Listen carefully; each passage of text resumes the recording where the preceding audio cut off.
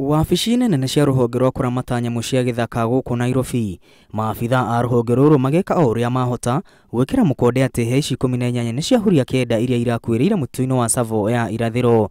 Ũthũrimi ũyũ ũkĩhũthio mũno nĩ mĩtambo ya kĩrĩu ĩrĩa ĩrekĩrĩtwo nĩ ataaramu a kũgitĩra huria ici. This horn transmitter is used to monitor animals when they are translocated into a new environment. Because it's new to them, we need to monitor how they settle.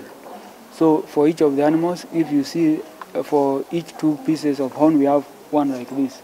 So this helps the team on the ground to monitor the animals to see how they settle within the new area that they have been translocated into.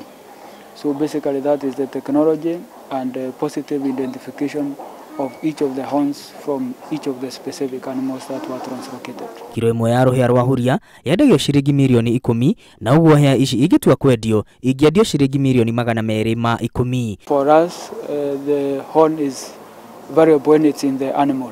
So for us now, it is just going to be stored in our strong rooms.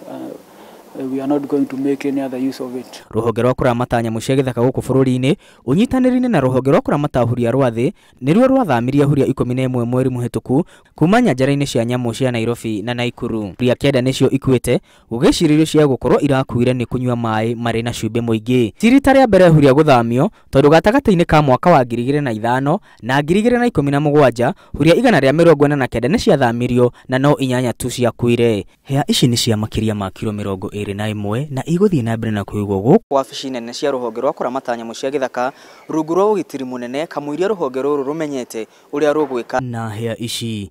Ngiribotera Inooro TV, rĩtwa rĩakwa nĩ Mwangi wa Maina.